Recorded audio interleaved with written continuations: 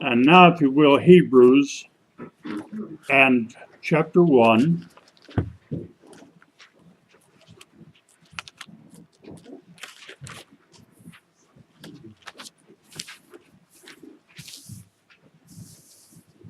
And verse 3. Who being the brightness of his Father's glory, the express image of his Father's person, upholding all things by the word of his power, when he had by himself purged our sin, sat down on the right hand of majesty on high. Now let's take a look at a couple of other passages and then come back and spend some time there. Proverbs 16:6.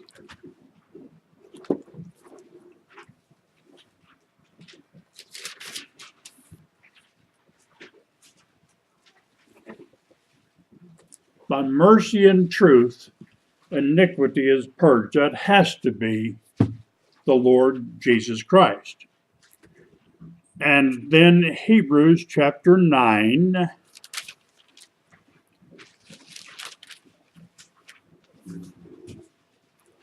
And verse 22.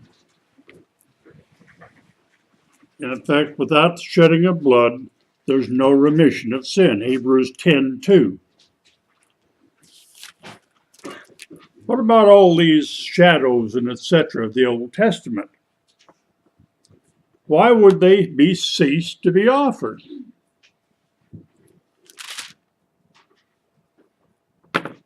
Here's why. The believers now know their sin is gone. They have no more conscience for sin, need no more running around, please forgive me, please forgive me, please forgive me. That's all Arminianistic nonsense.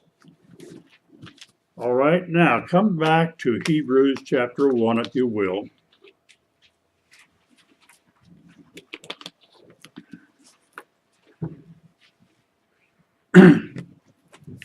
This is written in such a precious way. It's called the intensive middle. He himself and no other. It eliminates anyone else when it says, when he had by himself. Eliminates anyone else. Christ and Christ alone purged our sin. That's just plumb logical, because nothing else can satisfy the Father.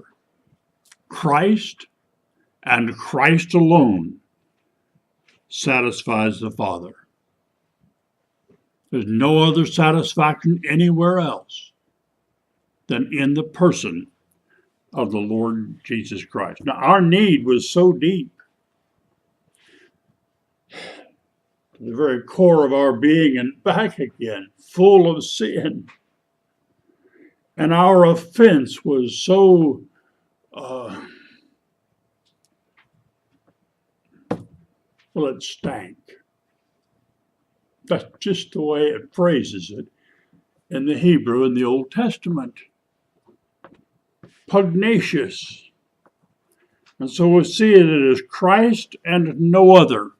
He himself, without any help from anyone else. Over in Isaiah, I believe it is, he says, I looked for one to stand in the gap with me and found none. No one else but the Lord Jesus Christ. Point number 2. Speaking of the Lord Jesus Christ, that's how iniquity is purged, by mercy and truth. Did it ever occur to you how contrary those two are? Truth, that can be extremely judgmental, to say the least. But his truth is so enmeshed in mercy that he sees you not for the sin you are, but for the beloved brother you will be when he saves you.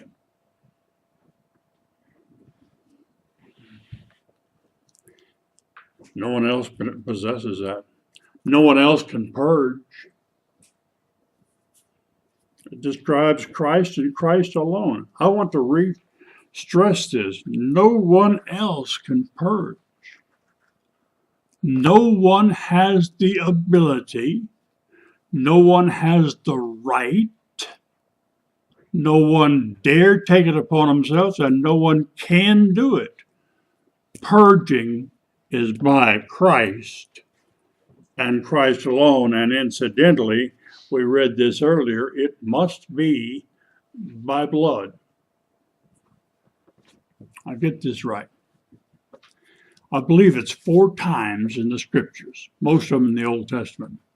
The soul that sinneth, it shall die. In case you missed that, that's everybody. It's everybody. We all sin. We're full of sin. And so the only way out of that sin is death. But your death cannot satisfy the Father. You die in your sin, you'll scream forever. Does that sound like the Father satisfied? Justified? No. And so we see that the only way of purging is by a death that will meet all of the demands. And you check that out in Ezekiel. I believe it's somewhere around 34, 5, 6, 7, along and through there somewhere. All of the demand of God towards the sinner is met in the death of Christ and Christ alone. He alone satisfies his Father.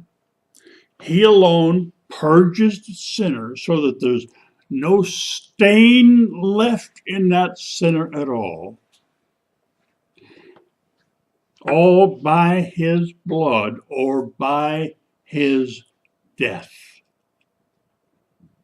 There's no way out except death. And without that death, there's no remission. No putting away. There has to be a death. It can't be yours. It can't be mine for you. It must be Christ's and Christ's alone. Now, this ends up in a very precious place. Point number 4 in your outline. Once purged,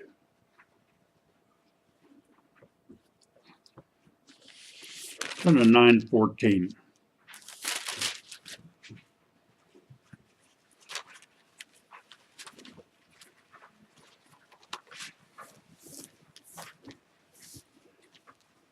How much more shall the blood of Christ, who through the eternal Spirit offered himself without spot, pure, holy, to God, purge your conscience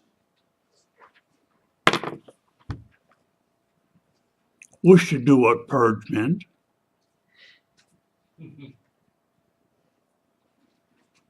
So I've got an infection in my body. I got a thorn in my hand, starting to swell. So I apply the medicine the doctor gives, and it entirely pulls all the putrefaction out. With it, the thorn, with it, the pain. I can hit that all I want to. I have no more pain.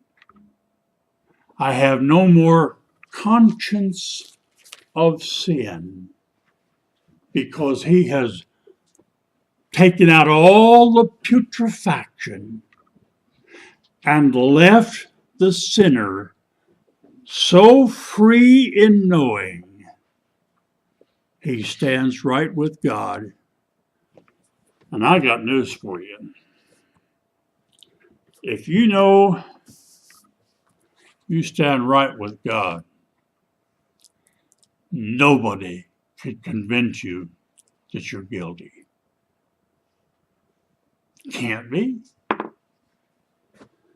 There is no more consciousness of sins.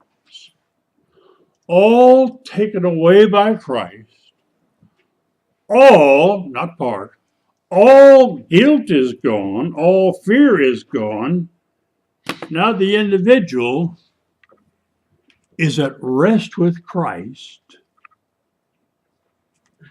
and they see him seated above, showing he's resting on a finished product.